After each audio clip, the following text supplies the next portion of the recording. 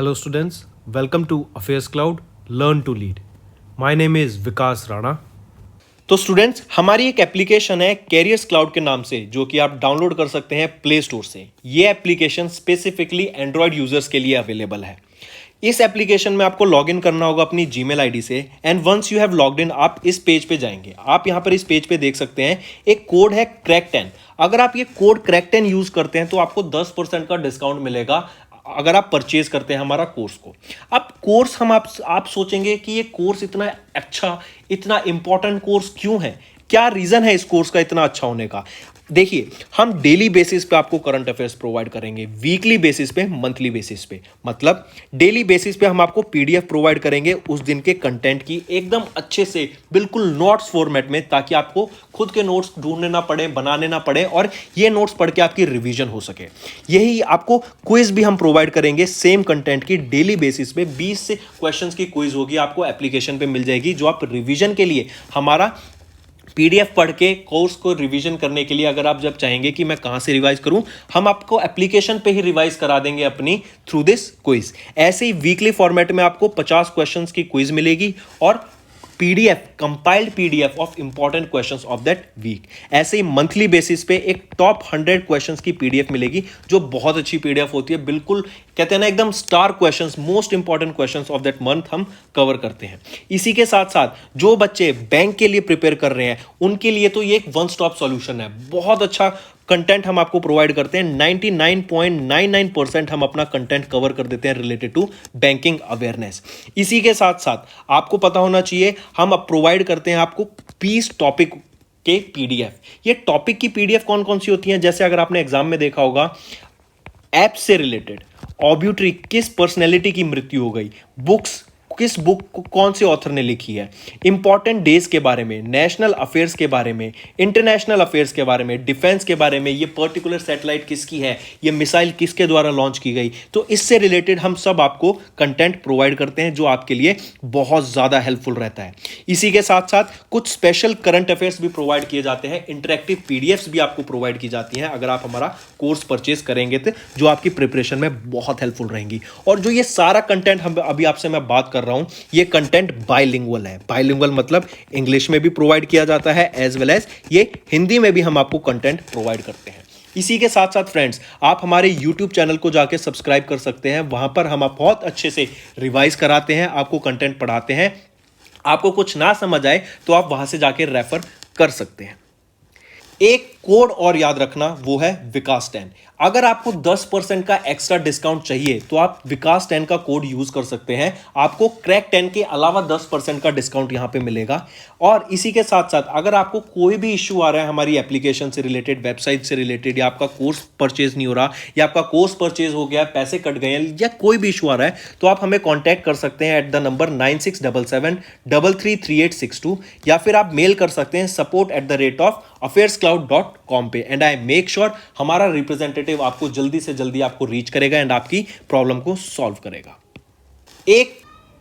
इसी के साथ साथ फ्रेंड्स आप हमारे कोर्स को 2 साल के लिए एज वेल एज 1 साल के लिए परचेज कर सकते हैं. अगर कोई बच्चा, कोई स्टूडेंट 2 साल बाद एग्जाम देना चाहता है, वो लॉन्ग टर्म प्लान कर रहा है, आपकी ग्रेजुएशन अभी खत्म हुई है एंड आप चाहते हैं कि आपकी प्रिपरेशन बहुत ही अच्छे से हो एंड आप अपना 100% देके एग्जाम देना चाहते हैं, तो आप 2 साल का भी कोर्स परचेज कर सकते हैं. एज वेल एज अगर कोई प्लान कर रहे हैं नेक्स्ट ईयर पेमेंट करने का, नेक्स्ट ईयर प्लान कर रहा है अपना एग्जाम देने का, देन वो 1 साल का कोर्स भी परचेज कर सकता है. इवन अगर आपने 1 साल का कोर्स परचेज कर सकते हैं एंड आप उसका 1 साल और एक्सटेंशन चाहते हैं तो वो भी हमारा कोर्सेज ऑफर करता है. आप जाके चेक कर सकते हैं. हेलो फ्रेंड्स, कैसे हैं आप सब? आई होप आप सब अच्छे होंगे. तो फ्रेंड्स आज की वीडियो में कुछ इंपॉर्टेंट इंडेक्सेस एंड रिपोर्ट्स के बारे में डिस्कस करेंगे अप्रैल मंथ के.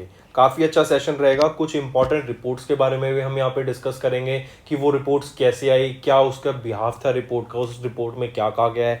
इसी के साथ साथ कुछ इंपॉर्टेंट इंडेक्सेस डिस्कस करेंगे जो आपकी प्रिपरेशन में बहुत हेल्पफुल रहेगा. डायरेक्ट एक क्वेश्चन जरूर पूछा जाता है कि सो एंड सो इंडेक्स में इंडिया की क्या रैंक रही, या सो एंड सो इंडेक्स किसके द्वारा रिलीज किया गया. तो इन सब चीज़ों के बारे में यहाँ पे डिस्कस करेंगे जो कि काफ़ी हेल्पफुल रहेगा आपकी प्रिपरेशन के लिए. इसी के साथ साथ फ्रेंड्स आप मुझे इंस्टाग्राम पे फॉलो कर सकते हैं. मेरा इंस्टा हैंडल है विकास_r राणा. चलो सबसे पहले कुछ इंपॉर्टेंट करंट अफेयर्स से स्टार्ट करते हैं, then will be proceeding to indexes indexes discuss करेंगे एंड देन फिर हम अपनी न्यूज़ जो आपकी रिपोर्ट्स होंगी उसके बारे में कुछ डिस्कशन करेंगे। वो ऐसी रिपोर्ट्स को ना आप ऐसे डाटा की तरह लेके समझिए कि आपको पता होना चाहिए कि क्या हो रहा है वर्ल्ड में, रीज़न क्या है, किस वजह से ये हो रहा है, इसका क्या इम्पैक्ट हो सकता है, वो सारी चीज़ हम रिपोर्ट्स में डिस्कस करते हैं। ठीक है, तो आइए स्टार्ट करें। सॉरी, पहला क्वेश्चन है बिल्कुल आपकी मूवी से रिलेटेड ही है कि शाबाश मिठू ये स्टार्ड बाय विच एक्ट्रेस, मतलब किस एक्ट्रेस ने शाबाश मिठू मूवी में पार्टिसिपेट किया। तो जरा बताइए। ये एक upcoming Indian Hindi language biographical sports drama film रहेगी, काफी इंपॉर्टेंट। मिथाली राज के ऊपर ये मूवी बनी है, इसलिए इंपॉर्टेंट आ जाता है, तो पता होना चाहिए। शाबाश मिठू मिथाली राज के ऊपर, जो कि Indian women national cricket team की मेंबर थी, ये कैप्टन भी रह चुकी हैं और इन्होंने अभी रिटायरमेंट ले लिया। ठीक है, इनके ऊपर एक मूवी बनाई जा रही है। The film is based on the life of the former test and ODI captain of the Indian women's national cricket team, जो कि है मिथाली राज, और इसमें तापसी पन्नू पार्टिसिपेट कर रही है। इस मूवी में कौन एक्ट्रेस है? तापसी पन्नू। तो याद रखिएगा, इसीलिए मैं आपको बता रहा हूं शाबाश मिठू ये मूवी किसके ऊपर है? मिथाली राज पे। तो इनडायरेक्टली क्वेश्चन कैसे बन सकता है कि मिथाली राज के ऊपर एक मूवी बनी है, क्या नाम रहेगा उस मूवी का?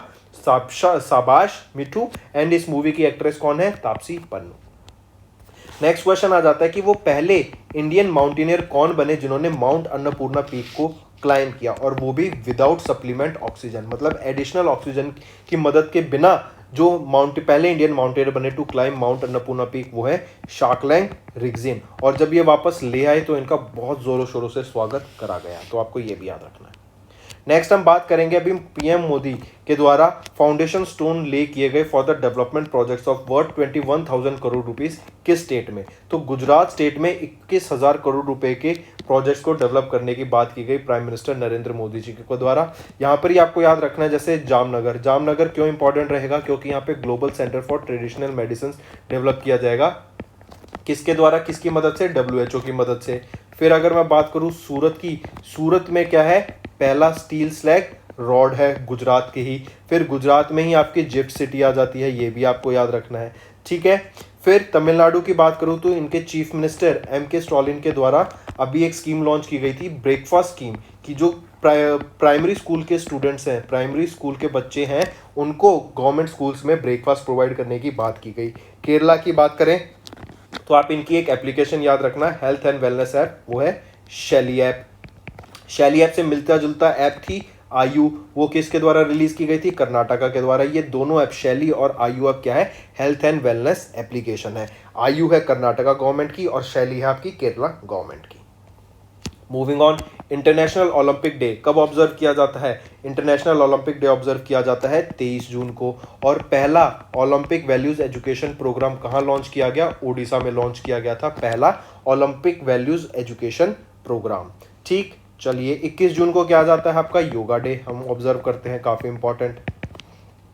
मूविंग ऑन, नेक्स्ट हम बात करेंगे कि इंडिया ने कितने मेडल जीते इंडिया, फिर how many gold medals Indian women's wrestling team, Indian women wrestling team ने कितने मेडल जीते अंडर 17 एशिया चैंपियनशिप टाइटल, जो कि किर्गिस्तान में हुआ था। तो इंडिया ने कितने टाइट मेडल जीते? A total of 8 medals were won there. ठीक है, किर्गिस्तान में, याद रखिएगा। ऑलराइट, तो चलिए फ्रेंड्स अब चलते हैं कुछ इंपॉर्टेंट इंडेक्सेस पे, जो कि प्रिपरेशन में काफी हेल्पफुल रहेंगे। जल्दी से जल्दी रिवाइज कर देते हैं। तो फ्रेंड्स ये थे इंडेक्सेस। अब आते हैं अपनी न्यूज पे। ये आपकी रिपोर्ट्स हैं।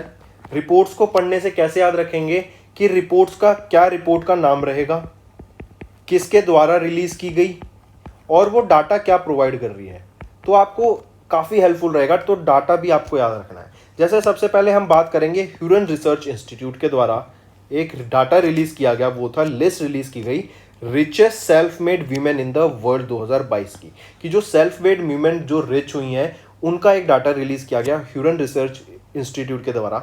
फिर इसमें आपको याद रखना है, पहली चीज तो यही होगी कि किसके द्वारा? ह्यूरन रिसर्च इंस्टीट्यूट के द्वारा रिलीज किया गया। क्या रिलीज किया गया? Richest self made women in the world 2022 का डाटा। फिर तीसरी चीज याद रखिएगा, जो फाल्गुनी नैयर है, ये कौन है? ये फाउंडर है और CEO है नायका ब्रांड की। इनकी क्या रैंक रहेगी? 10th रैंक रहेगी in the richest self made women in the world 2022 की लिस्ट, जो कि ह्यूरन रिसर्च इंस्टीट्यूट के द्वारा रिलीज की गई।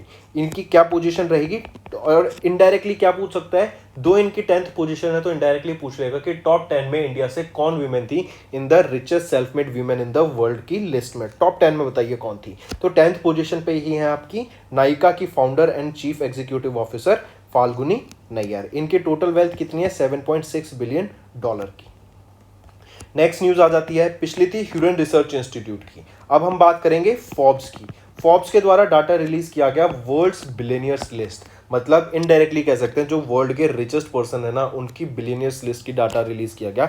टॉप 5 आपको याद रखने पड़ेंगे। अगर मैं बात करूं वर्ल्ड में रिचेस्ट पर्सन कौन है, वो है इलॉन मस्क। इन किसके फाउंडर हैं ये, टेस्ला भी इनका है, ठीक है, बोरिंग कंपनी भी इनकी है, स्पेसएक्स भी इनका है, फिर न्यूरोलिंक भी इनका है, स्टारलिंक जो कि ऑन सैटेलाइट के थ्रू, सैटेलाइट के स्वॉर्म्स के थ्रू इंटरनेट प्रोवाइड करने की बात कर रहा है, कॉन्स्टलेशन डेवलप करके ऑल अराउंड द वर्ल्ड, वो स्टारलिंक है। और स्टारलिंक से रिलेटेड न्यूज़ क्या थी कि यूक्रेन में जब अटैक कर दिया था रशिया ने, तो यूक्रेन के लोगों को सैटेलाइट के थ्रू इंटरनेट प्रोवाइड किया गया। इवन रशिया में इंटरनेट प्रोवाइड किया गया था थ्रू स्टारलिंक, जो कि एलन मस्क का है। तो ठीक है, इन कंपनी के सीईओ फाउंडर रहेंगे इलॉन मस्क। इलॉन मस्क की टोटल वेल्थ कितनी है, अगर बिलियंस में देखा जाए तो $219 बिलियन इनकी नेटवर्थ रहेगी। जेफ बेजोस की बात करें, ये सेकंड पोजीशन पे आ जाते हैं विद $171 बिलियन। अमेजॉन के ये फाउंडर रहेंगे, ठीक है, अमेजॉन के। फिर थर्ड पे आ जाते हैं बर्नार्ड आर्नेट और उनकी फैमिली, थर्ड पोजीशन में with $158 billion. Bill Gates $129 billion, Warren Buffett $118 billion fifth position पे रहेंगे। तो ये फोर्ब्स की वर्ल्ड्स बिलियनियर्स लिस्ट है। एक क्वेश्चन और बनता है कि हाईएस्ट पेड सीईओ की लिस्ट में टॉप किसने किया, तो इलॉन मस्क टॉप करते हैं आपकी हाईएस्ट पेड सीईओ की लिस्ट। और इवन अब इनकी लिस्ट में एक और नाम जुड़ने वाला है, वो है ट्विटर कंपनी का। लेट्स सी वो आगे होती है या नहीं। फिर ट्विटर से रिलेटेड पूछा जा सकता है कि पॉइजन पिल किस कंपनी के द्वारा अपनाया गया था, पॉइजन पिल ट्विटर के द्वारा ही अपनाया गया था। यहाँ पे आप देख सकते हैं फोर्ब्स के द्वारा रिलीज किया गया था 36th annual ranking of the billionaires along across the globe, और इस वर्ल्ड्स बिलियनियर लिस्ट में 2022 के टॉप किसने किया, एलन मस्क ने। नेक्स्ट हम बात करते हैं, नेक्स्ट न्यूज़ है ब्लूमसबर्ग बिलियनियर इंडेक्स की। यहाँ पे आपकी बात की जा रही है इंडिया के richest person as well as Asia के रिचेस्ट पर्सन अब कौन बन गए हैं, वो है गौतम अडानी। गौतम अडानी ये जो फाउंडर और चेयरमैन है अडानी ग्रुप के, इन्होंने $100 बिलियन क्लब को ज्वाइन कर लिया है और इन्होंने सरपास कर दिया है मुकेश अंबानी को, और ये अब इंडिया के richest person as well as Asia के रिचेस्ट पर्सन बन गए हैं। तो इनडायरेक्टली क्वेश्चन पूछा जा सकता है कि इंडिया के रिचेस्ट पर्सन कौन है, गौतम अडानी, एशिया के रिचेस्ट मैन कौन है, गौतम अडानी। तो आपको ये डाटा याद रखना है। नेक्स्ट रिपोर्ट आ जाती है यूनाइटेड नेशंस के द्वारा रिलीज की गई थी। इस रिपोर्ट में बताया गया कि कोविड की वजह से एंड यूक्रेन वॉर से पहले अराउंड 77 मिलियन पीपल वर प्लंज इनटू पॉवर्टी, मतलब गरीबी की रेखा में चले गए थे अराउंड 77 मिलियन पीपल। रीजन क्या हो सकता है, क्यों गए होंगे, क्या सोच के देखिए। फॉर एग्जाम्पल जैसे कोविड-19 आया, ठीक है, कोविड-19 की वजह से सबसे पहला इंपैक्ट क्या था, लॉकडाउन लग गया था। लॉकडाउन लगने से क्या हुआ, जो सप्लाई चेन थी वो डिस्टर्ब हो गई। मतलब एक कंट्री अगर किसी दूसरी कंट्री को कुछ सामान इंपोर्ट कर रही है या किसी का सामान एक्सपोर्ट कर रही है तो वो रुक गया था, जिसकी वजह से जो सामान इंपोर्ट एक्सपोर्ट होता था किसी की शॉप में वो सामान जाता था और उस छोटी शॉप से वो बिकता था। अब वो जो शॉप्स थी वही बंद हो गई थी, मतलब वो शॉप्स पे कस्टमर ही नहीं आ रहे थे, तो मतलब कुछ सेल एंड परचेज एकदम बंद हो गया था, जिसकी वजह से क्या हुआ, इकोनॉमी बैठ गई, जो लोगों का इन्वेस्टमेंट थी वो खराब गई। फिर छोटे स्केल पे देखा जाए तो मान लो किसी की सब मिठाई की दुकान है, कोई स्वीट्स बनाता है तो क्या हो गया, उसने स्वीट्स बनाई लेकिन लॉकडाउन लग गया तो उस टाइम पे तो स्वीट्स बननी बंद हो गई थी और जो स्वीट्स ऑलरेडी रखी थी, जो इन्वेस्टमेंट थी वो खराब हो गई, तो मतलब वो उस आदमी का भी बिजनेस खराब हो गया।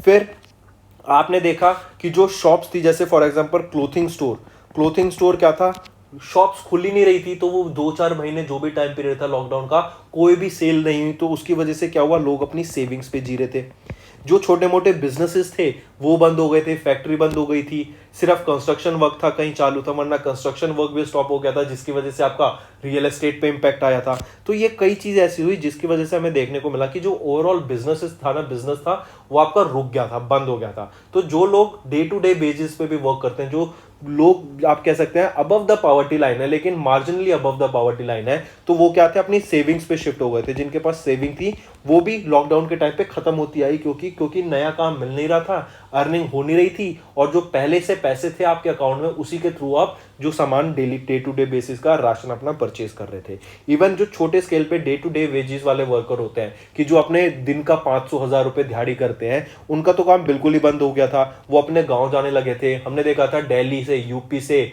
मुंबई से क्या हो रहा था, लोग यहां से शिफ्ट होकर अपना वापस, कोई मुंबई जा रहा है, कोई दिल्ली जा रहा है, कोई बिहार जा रहा है, कोई यूपी जा रहा है, कोई झारखंड जा रहा है, और वो भी पैदल जा रहे हैं लोग, इतनी दूर दूर पैदल जाके, क्योंकि बसेस भी बंद कर दी गई थी, क्योंकि आप एक एरिया में आप कई सारे लोगों को इकट्ठा नहीं कर सकते लॉकडाउन की वजह से, कोविड की वजह से। इन सब चीजों की वजह से क्या हुआ, लोगों का पैसा खत्म हो गया, और जो सेविंग थी वो भी खत्म हो गई, एंड लोग और पॉवर्टी की तरफ शिफ्ट होते देखने को मिले। फिर आया यूक्रेन वॉर। यूक्रेन वॉर से क्या हुआ, ये तो था यूक्रेन से पहले का डाटा कि around 77 million people were plunged into poverty.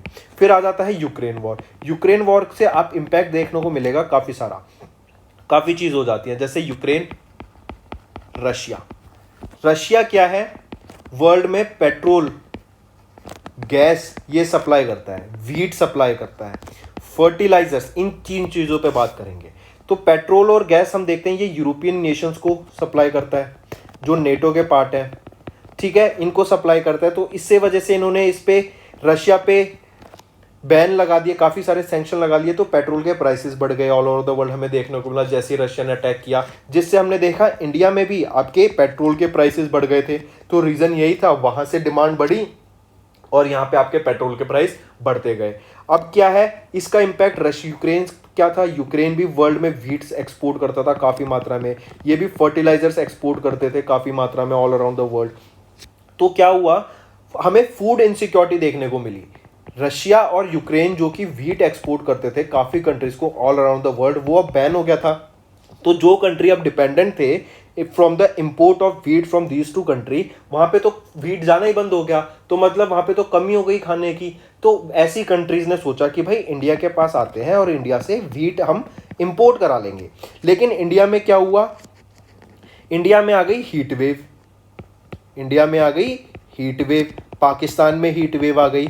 तो फिर इंडिया ने क्या हुआ कि भाई हमारे यहाँ तो हीट वेव आ गई है, जिसकी वजह से जो गर्मी हुई, गर्मी की वजह से यहाँ पे टेम्परेचर बढ़ गया, और टेम्परेचर बढ़ने की वजह से हमारी काफी सारी क्रॉप खराब हो गई। तो इंडिया ने क्या करा, काफी एक्सपोर्ट पे बैन भी लगा दिया कि कोई भी प्राइवेट प्लेयर, कोई भी प्राइवेट इंडिविजुअल व्हीट को एक्सपोर्ट नहीं करेगा दूसरी कंट्रीज में। इससे क्या होगा कि कंट्रोल रहेगा, अगर जो प्रोड्यूस हो रहा है वो तो है, एक गवर्नमेंट का चेक रहेगा, ताकि भाई ज्यादा अगर इंडिया में भी कमी आ जाती है खाने की, तो ये ना हो कि हम एक्सपोर्ट करते रहें और इंडिया में कमी हो जाए। तो एक रेगुलेशन लाने के लिए, एक चेक रखने के लिए इंडिया के द्वारा लाया गया कि हम एक्सपोर्ट बैन कर देंगे बाय प्राइवेट प्लेयर्स, सिर्फ गवर्नमेंट ही एक्सपोर्ट करेगी व्हीट को डिफरेंट कंट्रीज को। तो ये भी एक स्टेप लिया गया था। फिर हमने देखा कि जैसे मैंने बताया कि फर्टिलाइजर्स बैन हो गए थे यूक्रेन से और रशिया से जो आ रहे थे।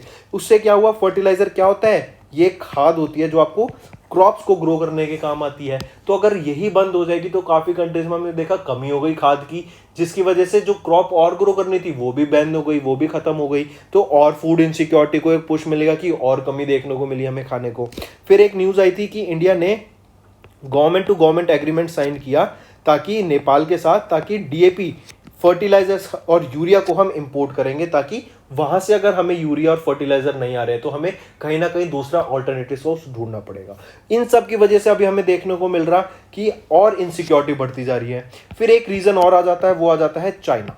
चाइना कैसे, चाइना ने कोविड-19 की स्ट्रिक्ट पॉलिसीज की वजह से लॉकडाउन अभी भी कंटिन्यू कर रखा है। यहाँ पे 0 लॉकडाउन पॉलिसी रहती है, और कहीं पे भी अगर एक भी केस आ जाता है तो काफी स्ट्रिक्ट मेजर्स के तहत वहां पे लॉकडाउन लगाया जाता है, जिसकी वजह से हमने देखने को मिला चाइना की जो इकोनॉमी है उस पर काफी इंपैक्ट पड़ा। और चाइना एक वर्ल्ड की फैक्ट्री है, अगर चाइना पे इफेक्ट पड़ता है तो काफी सारी इंडस्ट्रीज ऐसी होती हैं जो हम सामान को इंपोर्ट करते हैं चाइना से और उसको इंडियन मार्केट में सेल करते हैं। दो हमें देखने को मिला था काफी सारे बैन थे, लेकिन बैन के बाद भी हमें देखने को मिला है कि चाइना से हमारा जो इंपोर्ट एक्सपोर्ट है, जो बिजनेस है, वो बढ़ गया है। ठीक है, तो ये चीजें आपको पता होनी चाहिए। और डाटा ये रिलीज किया गया यूनाइटेड नेशन के द्वारा कि कोविड की वजह से around 77 million people were plunged into poverty before Ukraine war. Next आ जाता है state energy and climate index की लिस्ट में किन्होंने टॉप किया? ये है लार्ज स्टेट्स में। टॉप किसने किया? गुजरात, केरला और पंजाब ने। अगर स्मॉल स्टेट्स की बात करूं, यहाँ पे टॉप किया गोवा ने। और अगर यूनियन टेरिटरी की बात करूं तो टॉप किया चंडीगढ़ ने। लेकिन ये state energy and climate index है क्या? हम चाहते हैं कि हमारा जो टारगेट है, जैसे हम पढ़ा कि हमारा जो टारगेट है वो क्या है? रिन्यूएबल सोर्सेज ऑफ एनर्जी पे शिफ्ट करना, और जो नॉन रिन्यूएबल एनर्जी सोर्सेज हैं उनको बैन कर देना। जैसे कोल, जो हमारे फॉसिल फ्यूल्स होते हैं, जैसे पेट्रोल बर्न कर रहे हैं हम, डीजल बर्न कर रहे हैं, इनको बैन करके हम जो रिन्यूएबल सोर्स ऑफ एनर्जी हैं, जैसे विंड एनर्जी हो गई, सोलर एनर्जी हो गई, या ऑल्टरनेटिव फ्यूल जैसे हाइड्रोजन फ्यूल हो गया, आपका बायोगैस हो गया, इन सब पे शिफ्ट करना। इनसे क्या होगा? हमारा एनवायरमेंट पॉल्यूट नहीं होगा।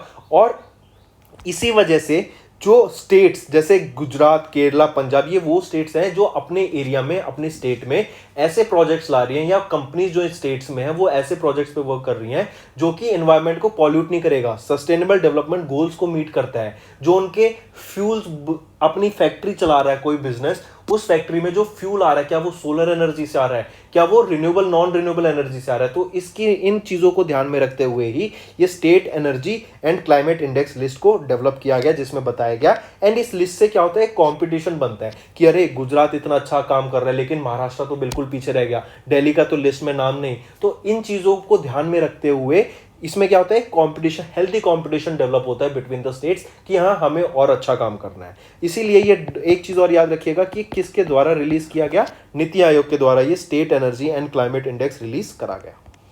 फिर हम बात करेंगे 99% of world population breathes poor quality air.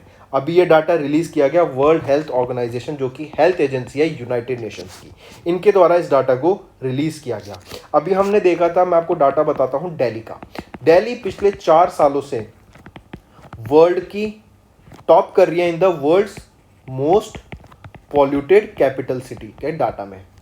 अगर मैं बात कर रहा हूं world most polluted capital city की, तो वो कौन सी है? दिल्ली। ये पिछले 4 साल से इस डाटा में टॉप कर रही है।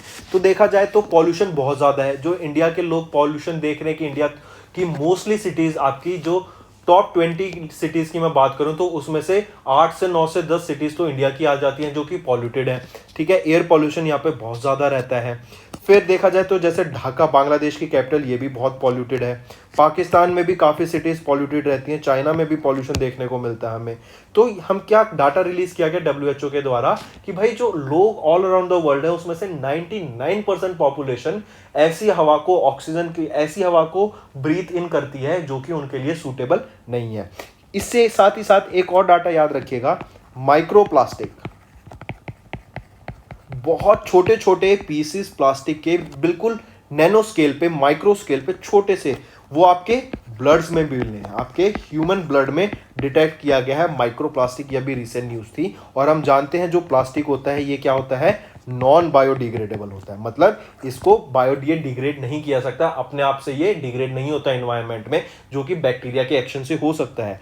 तो ये आपकी बॉडी में मिलने का काम क्या है कि हम इतने बड़े स्केल पे एनवायरनमेंट को पॉल्यूट कर चुके हैं कि अब ओशंस, लैंडफिल्स को तो छोड़ो, हमारी बॉडी में भी प्लास्टिक मिल रहा है जो कि नॉन बायोडिग्रेडेबल मटीरियल है। ठीक है, तो ये चीज याद रखिएगा, 99% of the world population breathes air quality air, जो कि बहुत ज्यादा खराब है एज पर द WHO के स्टैंडर्ड्स के हिसाब से। नेक्स्ट आ जाता है एशियन डेवलपमेंट बैंक। हेडक्वार्टर का है मनीला, फिलीपींस में। इनके द्वारा इंडिया की इकोनॉमी के ऊपर बात की गई और बताया गया कि इंडिया की इकोनॉमी 2000 फिस्कल ईयर 22-23 के लिए, फिस्कल ईयर 2023 मतलब 2022-2023 पीरियड में ग्रो करेगी बाय कितने परसेंट? 7.5%। और यही डाटा मैं बात करूं 2023 की तो 5% से 2023 की तो जो डाटा रहेगा वो 8% का रहेगा, और 2022 में जो ग्रोथ देखने को मिलेगी वो है 7.5% की। यहाँ पे हम बात करते हैं इन्फ्लेशन की। इन्फ्लेशन क्या होता है? महंगाई आना। तो इंडिया में 2022 में इन्फ्लेशन रहेगा 5.8% का, और 2023 में इन्फ्लेशन रहेगा 5% का। अभी हम न्यूज़ देख रहे हैं कि रिसेशन भी आने वाला है, कि सब कुछ एकदम ठप हो जाएगा, जॉब्स जाने लगेंगी। हम देखेंगे जो बड़े सारे स्टार्टअप्स थे वो बंद होने लग जाएंगे, जो सर्वाइवल ऑफ द फिटेस्ट वाली सिचुएशन होती है आपके रिसेशन में। तो अभी हम क्या देखने को मिल रहा है? रीजन बीन क्या हो सकता है रिसेशन का? जो इन्फ्लेशन आ रहा है, रीजन क्या है कि जैसे ही लॉकडाउन लगा ना, लॉकडाउन लगने से क्या हुआ, यूएस ने बहुत सारा पैसा 80% ऑफ द मनी जो छापा गया आपका लॉकडाउन के टाइम पे, वो सिर्फ 20% था आपका जो करंट इकोनॉमी में सर्कुलेशन में था। मतलब जितना पैसा पहले था उसका 4 गुना पैसा लॉकडाउन के टाइम पे छापा गया। इससे क्या होगा, जो अमाउंट ऑफ मनी है वो बहुत ज्यादा आ गया। तो मतलब चीजों, लोगों के पास बहुत सारा पैसा आ गया, लेकिन चीजों की प्राइस सेम रहा, जिससे क्या होगा, अब बहुत सारे लोग उस एक ही चीज को अफोर्ड कर पाएंगे। मतलब उस चीज की जो डिमांड है वो बढ़ जाएगी, मतलब बहुत सारे लोग उसको खरीद पाएंगे इजीली, तो डिमांड बढ़ जाएगी तो उसका प्राइस बढ़ जाएगा। इसी को इन्फ्लेशन कहते हैं। अब तो इसी से धीरे धीरे धीरे हमें देखने को मिल रहा है कि जो इन्फ्लेशन है वो बढ़ता जा रहा है, लोगों का इन्फ्लेशन बढ़ता जा रहा है। सिर्फ पैसे, यूएस ने जो पैसा छापा रीजन ये नहीं है, रीजन बहुत सारे हैं। रशिया का अटैक करना यूक्रेन पे, चाइना की कोविड-19 पॉलिसी हमें देखने को मिल रही, इवन जो इंस्टेबिलिटी चल रही है all around the world, Iran पे, इराक पे, इजराइल, सीरिया, अफगानिस्तान, ताइवान और चाइना का, इंडिया, पाकिस्तान, चाइना का, श्रीलंका में हम देखने को मिल रहे हैं कितनी सारी क्राइसिस चल रही है, क्योंकि वहां की इकोनॉमी बिल्कुल बैठ चुकी है, उनके पास पैसा ही नहीं है। श्रीलंका के पास तो कोई खुद का बिजनेस ही नहीं था जिसकी वजह से वो पैसा कमाते थे। उनकी इकोनॉमी हैवीली डिपेंडेंट थी टूरिज्म सेक्टर पे, लेकिन कोविड की वजह से हमें देखने को मिला टूरिज्म खत्म हो गया वहां पर, तो वहां की इकोनॉमी भी बैठ गई। रीजन वन और था कि ऑर्गेनिक सेक्टर, उन्होंने ऑर्गेनिक सेक्टर पे बहुत ज्यादा डिपेंड कर दिया without any calculation, without any systematic calculation उनकी गवर्नमेंट के द्वारा, जिसकी वजह से उनकी इकोनॉमी को काफी इंपैक्ट देखने को मिला। इवन अब न्यूज में है कि Pakistan with in few weeks और कुछ दिनों के बाद ही पाकिस्तान की भी सेम सिचुएशन हो जाएगी एज दैट ऑफ श्रीलंका। तो ये सारी चीजें आपको याद रखनी है, पता होनी चाहिए वर्ल्ड में क्या चल रहा है, इंडिया में क्या चल रहा है। तो ये रिपोर्ट्स इसीलिए आपके लिए बेनिफिशियल होती हैं। फिर आ जाता है CBIC, central board of indirect taxes and customs के जो चेयरपर्सन है विवेक जौहरी, इनके द्वारा एक नेशनल टाइम स्टडी रिलीज की गई। I repeat, national time release study का डाटा रिलीज किया गया, किनके द्वारा, चेयरमैन ऑफ सीबीआईसी विवेक जौहरी के द्वारा। ये क्या कहता है आपका एनटीआरएस? एनटीआरएस सबसे पहले तो नेशनल टाइम रिलीज स्टडी ये बताता है कि अगर कोई भी प्रोडक्ट हमारा या फिर कुछ भी गुड्स हमारे कस्टम्स पे आ जाते हैं, उस कस्टम से लेके आपके जहां आगे तक वो प्रोडक्ट जाएगा, उस तक कस्टम से क्लियरेंस मिलने के लिए कितना टाइम लगता है और उसको आगे उस प्रोडक्ट पे जाने के लिए।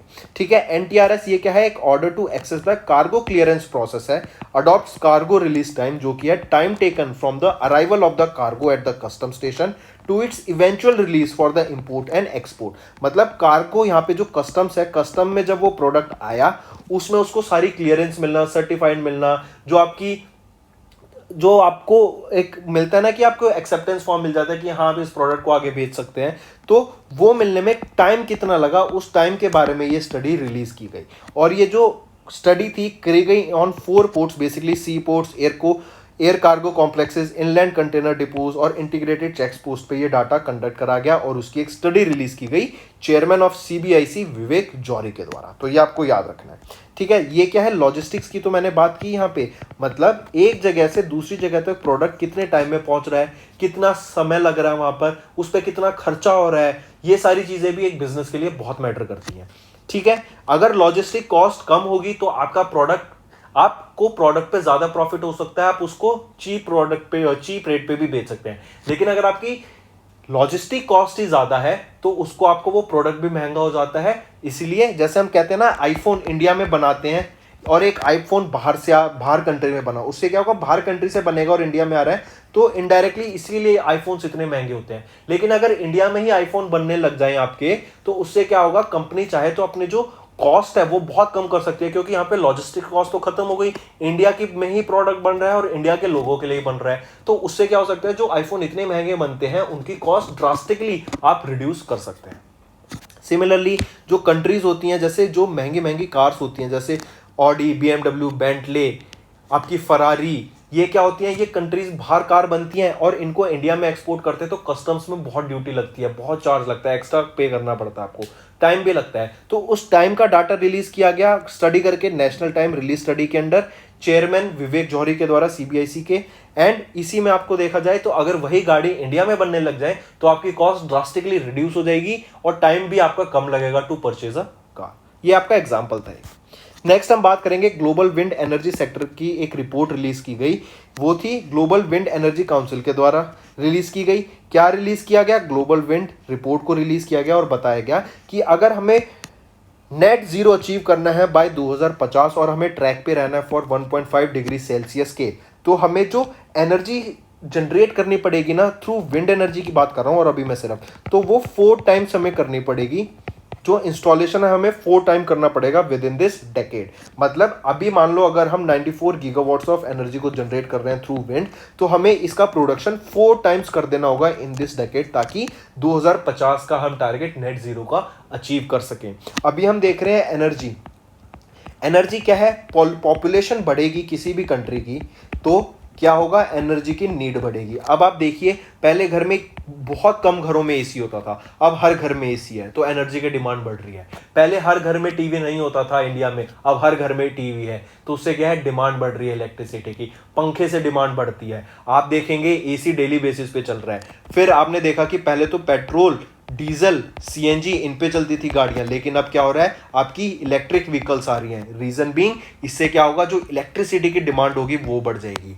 डेवलपिंग कंट्रीज में क्या है? डेवलपिंग कंट्रीज में तो हाई नीड ऑफ इलेक्ट्रिसिटी होती है, तो डेवलपिंग कंट्रीज अभी डेवलप कर रही हैं, तो यहाँ पे तो एक बहुत अच्छा चांस है इंडिया के पास कि अपने जो डेवलपिंग सेक्टर्स हैं उनमें ऐसे नई नई प्रोजेक्ट्स को लाए कि जो आपका नॉन रिन्यूएबल एनर्जी पे शिफ्ट होगा, जिससे क्या होगा? जो हमारी डिपेंडेंट होगा रिन्यूएबल फॉसिल फ्यूल्स पे या नॉन रिन्यूएबल सेक्टर पे, वो कम हो जाएगा, और जो हमारी रिन्यूएबल फोर्स सेक्टर होंगे एनर्जी के, उस पे हमारा डिपेंडेंस बढ़ जाएगा, जिससे हमारा एनवायरमेंट भी पॉल्यूट नहीं होगा।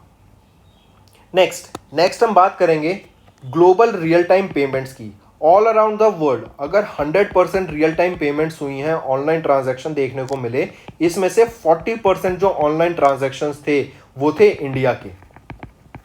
काफी इंपॉर्टेंट न्यूज डिस्कस करेंगे। 100% में से 40% ऑल अराउंड द वर्ल्ड जो रियल टाइम पेमेंट्स थी वो इंडिया की थी, और इंडिया ने टॉप किया इन 2021। सेकेंड पोजीशन पे आ जाता है आपका चाइना। क्यों इंपॉर्टेंट है ये, कैसे इंपैक्ट डालता है हमारे, वो देखते हैं। सबसे पहले तो याद रखना, in accordance with the report जो थी the economic impact of real time payments April 2022 की, ये CERB centre for economics and business research के द्वारा रिलीज की गई थी along with ACI world wide. ठीक है, तो इसमें याद रखना इंडिया की क्या पोजीशन रहेगी? फर्स्ट रैंक रहेगी। लेकिन ये हेल्पफुल कैसे है हमारे लिए, इंपैक्ट कैसे डालता है? जैसे अभी हम देखें, नेटो ने और जो यूरोपियन यूनियन है इनका क्या है, ये इनका पेमेंट सिस्टम है वीजा का एंड मास्टर कार्ड का। हम देखते थे पहले जो हमारे क्रेडिट कार्ड, डेबिट कार्ड आते थे वीजा मास्टर कार्ड के होते थे, अब क्या आने लगा है? रुपए का आने लगा है। फिर हम देखते हैं हमारा एक खुद का पेमेंट सिस्टम है UPI इंडिया का। तो क्या अभी न्यूज से रिसेंट में क्या हुआ, जैसे ही रशिया ने यूक्रेन पे अटैक किया तो नाटो और यूरोपियन यूनियन, US, इन सब ने क्या किया? रशिया पे सैंक्शंस लगा दिए और वीजा और मास्टर कार्ड को वहां बंद कर दिया। जिससे क्या हुआ? रशिया में जो लोग थे वो अपने ATM नहीं यूज कर पा रहे थे, अपने कार्ड्स, डेबिट कार्ड और क्रेडिट कार्ड से पेमेंट नहीं कर पा रहे थे, किसी भी दुकान पे कहीं पे भी जाके पैसा नहीं निकलवा पा रहे थे अपना। तो एक इकोनॉमी बैठ गई थी उनकी, रुक गई थी। ठीक है, इससे क्या हुआ?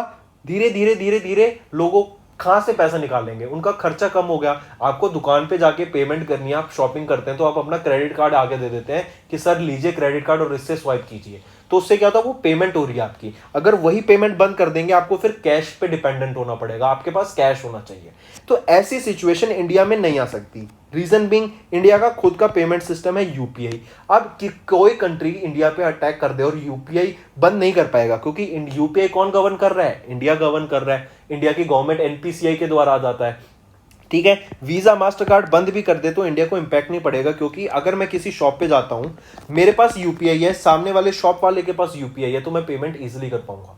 ठीक है, तो हमें पेमेंट करने में कोई इश्यू नहीं आएगा। तो ये UPI पेमेंट है, और इससे UPI पेमेंट से फायदा क्या हो रहा है देखने को मिल रहा है। ऑल ओवर इंडिया हर बंदे के पास UPI सिस्टम है। शॉप वाले के पास आप देखते हैं QR कोड रहता है, आप जाइए स्कैन कीजिए एंड पेमेंट इजीली हो जाती है। जिससे क्या होगा? जो स्पेंडिंग है वो बढ़ती जा रही है लोगों की, और हमें देखने को मिल रहा है इंडिया ने जो पेमेंट की है ऐसे वो बहुत ज्यादा है, 40% है ऑल अराउंड द वर्ल्ड, जो कि एक ह्यूज नंबर है। ह्यूज नंबर क्यों है? क्योंकि इंडिया में पॉपुलेशन भी बहुत ज्यादा है, जिसकी वजह से इंडिया एक one of the best source बन जाता है इन्वेस्टमेंट्स के लिए। अब आप देखते हैं इंस्टाग्राम, सोशल मीडिया, कोई भी सोशल मीडिया प्लेटफॉर्म हो गया, वो चलता क्यों है? One of the big reason उसके वर्क करने का ये होता है क्योंकि उसके पास जो लोग होते हैं, उसके पास जो कस्टमर्स होते हैं उसके, वो क्या होते हैं? लोग होते हैं और पॉपुलेशन डिपेंडेंट होते हैं। किसी भी कंट्री में अगर ज्यादा पॉपुलेशन होती है, जैसे सोशल मीडिया, आप देखते हैं सोशल मीडिया में ऑल अराउंड द वर्ल्ड जो कंटेंट डेवलप किया जाता है वो इस तरीके से डेवलप किया जाता है कि इंडिया के लोग उसको जरूर देखें, इंडिया की ऑडियंस को टारगेट करने के लिए, इंडिया के सब्सक्राइबर्स लेने के लिए, ताकि इंडियंस उनको फॉलो कर सके। उससे क्या होगा? उनकी वैल्यू बढ़ेगी। इसी वजह से हमने देखा जो हमारी पेमेंट भी थी वो बहुत ज्यादा हो गई, और इंडिया में एक ह्यूज रिसोर्स है पॉपुलेशन का, जिसको चाहे तो हम बहुत एक एडवांटेजियस वे में यूज कर सकते हैं। तो ये सारी चीजें आपको पता होनी चाहिए। और इंडिया की क्या रैंक रही थी इन द वर्ल्ड के डाटा में? 40% of the global real time payments देखने को मिली 2021 में, जिससे इंडिया ने टॉप किया।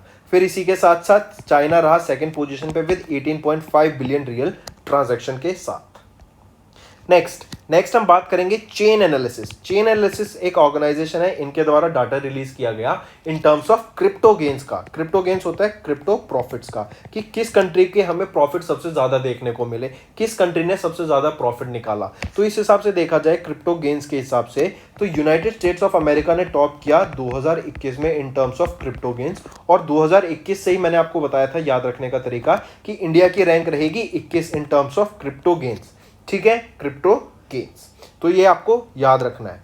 और पहली कंट्री कौन सी थी? वो थी एल सल्वाडोर, जिन्होंने बिटकॉइन को अपना लीगल करेंसी अडॉप्ट करा था। तो फ्रेंड्स, ये था हमारा सेशन। आई होप आपको वीडियो पसंद आई होगी। अगर आपको सेशन पसंद आया तो नीचे कमेंट करके जरूर बताइएगा। और इसी के साथ साथ अगर आप चाहते हैं फ्यूचर में हम ऐसा कंटेंट लाते रहें तो जरूर नीचे से कमेंट कीजिएगा। आपके कमेंट की बहुत वैल्यू है। इसके साथ साथ वीडियो को लाइक कर देना, शेयर कर देना और हमारे चैनल को सब्सक्राइब कर लेना।